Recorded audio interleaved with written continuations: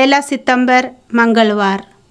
पहला पाठ कुरिन्थियों के नाम संत पौलुस का पहला पत्र, अध्याय 2, वाक्य संख्या 10 से 16। पाठ का सारांश। प्राकृत मनुष्य ईश्वर की आत्मा की शिक्षा स्वीकार नहीं करता। आध्यात्मिक मनुष्य सब बातों की परख करता है। आत्मा सब कुछ की ईश्वर के रहस्य की भी धाह लेता है। मनुष्य के निजी आत्मा को छोड़ कौन किसी का अंतरतम जानता है। इसी तरह ईश्वर की आत्मा को छोड़ कोई भी ईश्वर का अंतरतम नहीं जानता। हमें संसार का नहीं बल्कि ईश्वर का आत्मा मिला है, जिससे हम ईश्वर के वरदान पहचान सकें।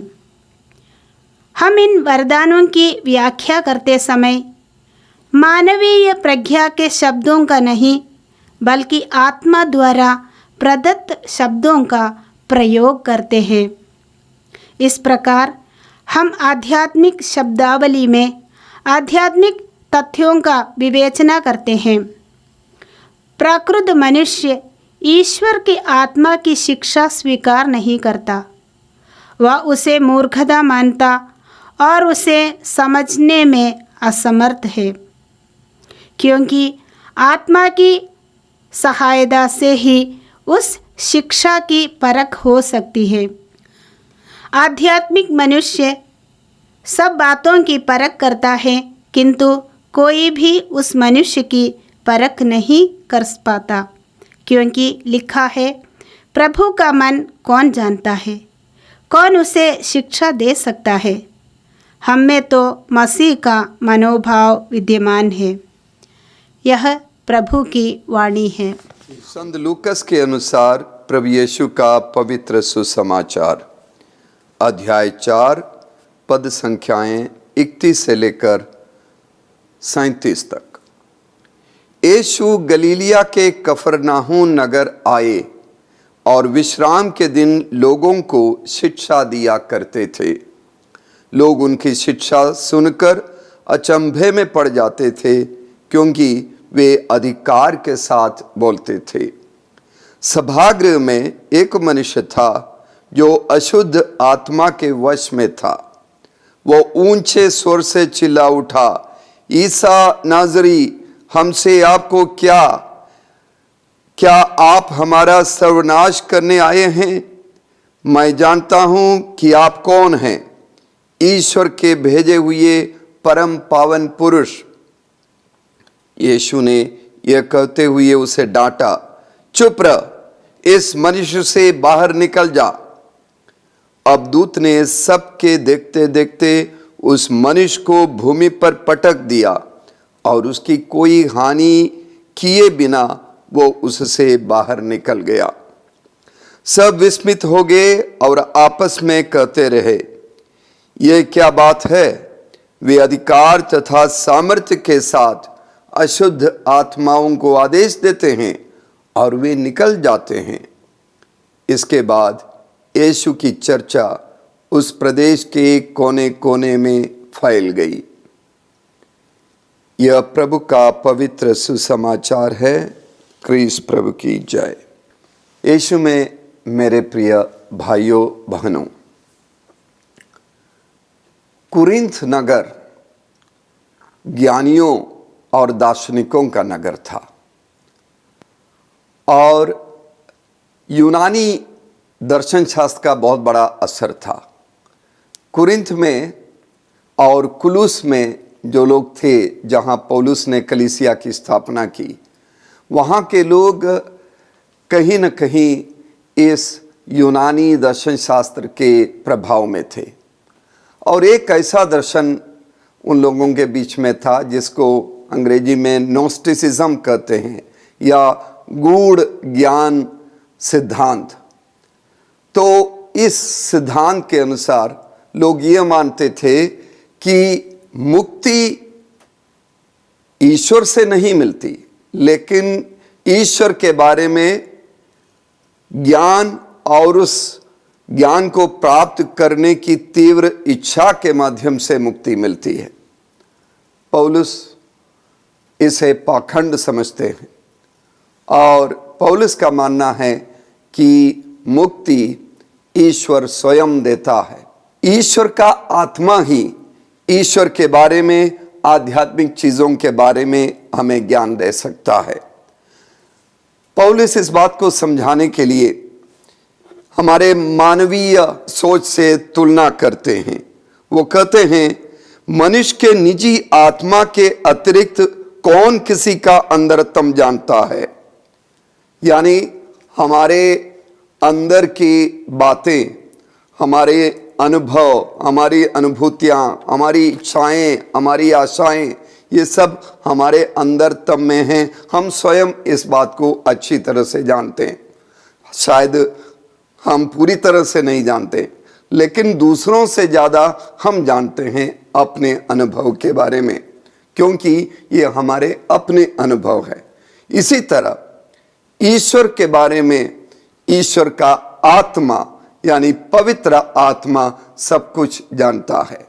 तो हमें उस पवित्र आत्मा के सहयोग से ही ईश्वर के बारे में जानकारी होगी और इसलिए हमारे लिए ज़रूरी है कि हम ईश्वर का अनुभव प्राप्त करें, ईश्वर की अनुभूति प्राप्त करें।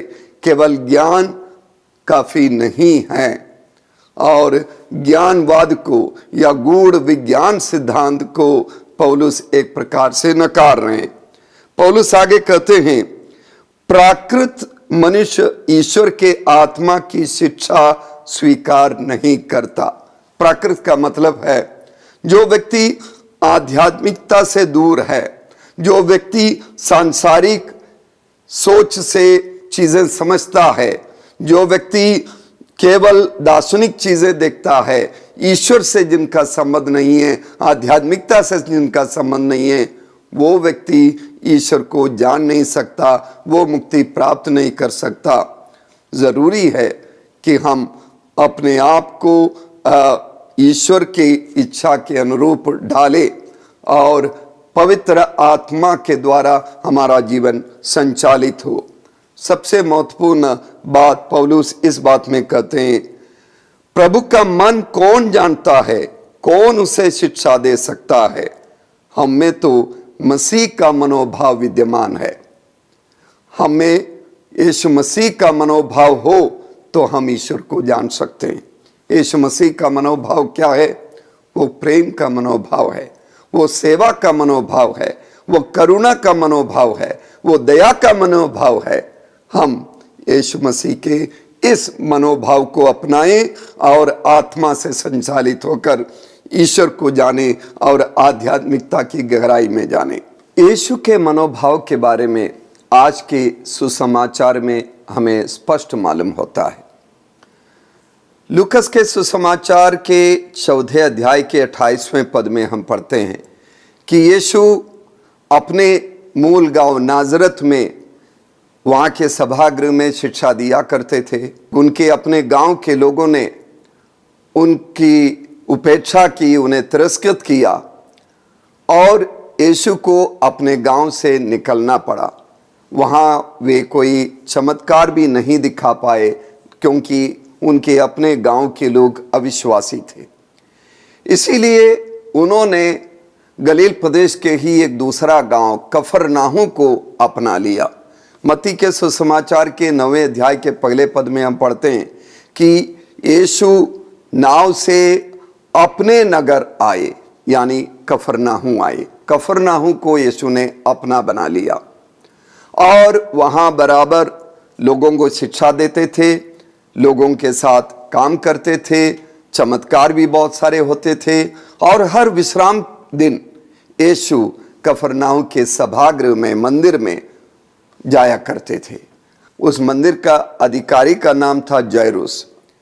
जायरूस यीशु से आग्रह करते थे कि वे प्रवचन दिया करें और यीशु के प्रवचन से लोग बहुत प्रभावित हो जाते थे और उन्हें अच्छा लगता था। वे अचंभे में पड़ जाते थे उनके वचन को सुनकर, क्योंकि ये सारे वचन यीशु के उपवास और प्रार्थना का फल था।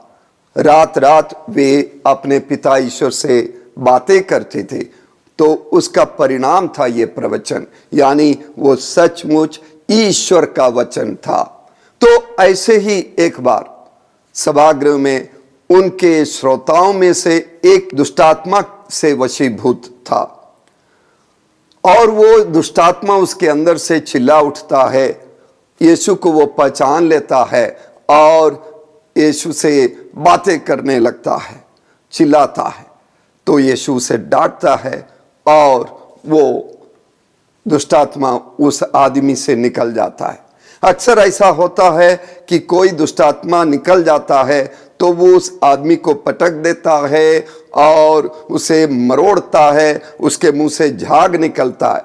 लेकिन उस दुष्टात्मा ने सभागृह में उस आदमी को पटक तो दिया, लेकिन उसे कोई हानि नहीं पहुंची और वो बिल्कुल स्वस्थ था। लोग इस चमत्कार को देखकर आश्चर्यचकित थे और यीशु की चर्चा चारों तरफ फैलने लगी। मेरे प्रिय भाइयों बहनों, सवाल यह उठता है, क्या शैतान है? क्या दुष्टात्मा है? यीशु के जीवन में हम देखते हैं कि यीशु मरुभूमि में प्रार्थना करने लगे, उपवास करने गए। 40 दिन उपवास और प्रार्थना के बाद दुष्टात्मा उन्हें प्रलोभन देता है। वही दुष्टात्मा अलग अलग रूप में यीशु के सार्वजनिक जीवन में उनके कामों में बाधा डालता था।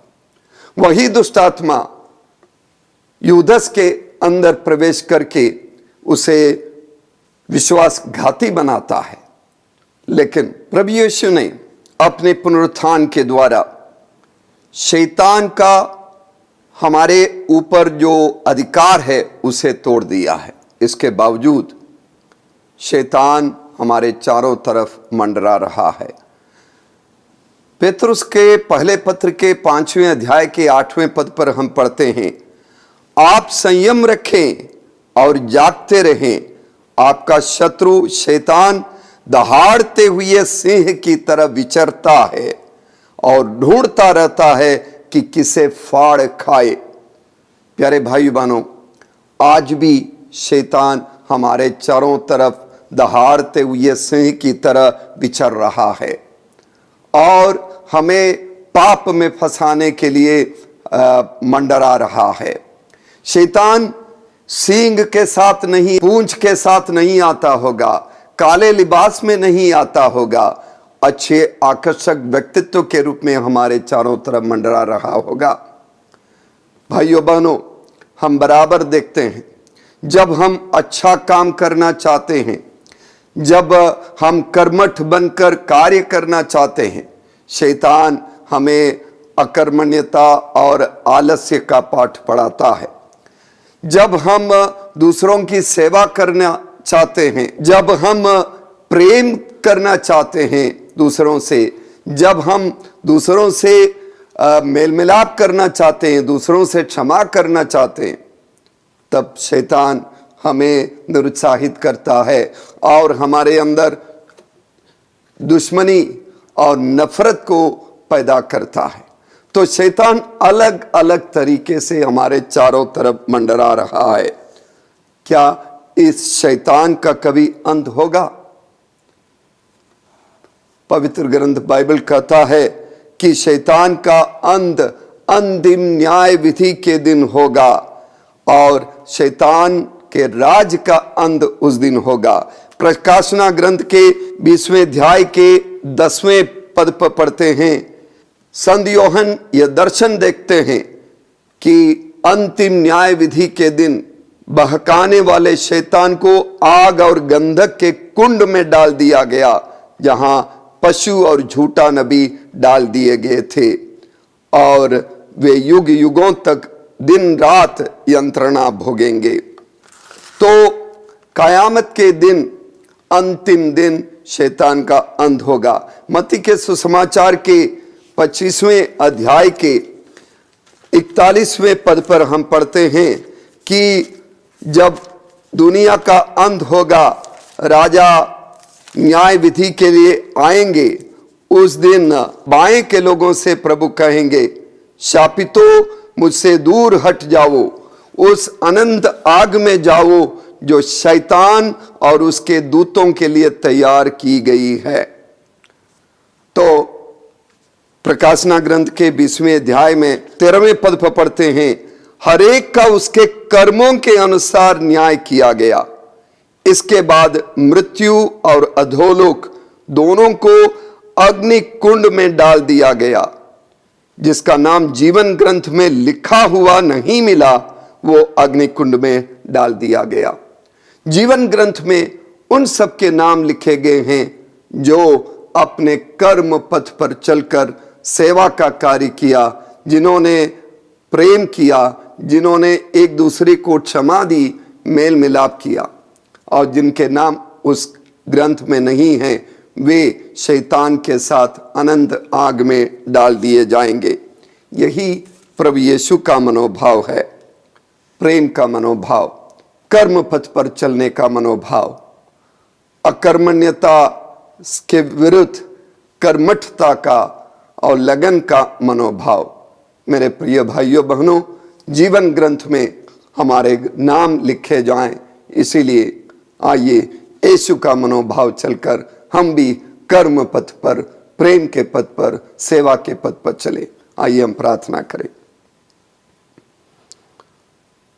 हे प्रेम और शांति और न्याय के स्रोत परमपिता परमेश्वर, हम तुझे धन्यवाद देते हैं, तेरी स्तुति करते हैं हमारे जीवन के लिए और क्रिस्तीय जीवन की इस बुलाहट के लिए, ताकि हम तेरे आत्मा से संचालित होकर क्रिस्त का मनोभाव लेकर कर्म पथ पर चले।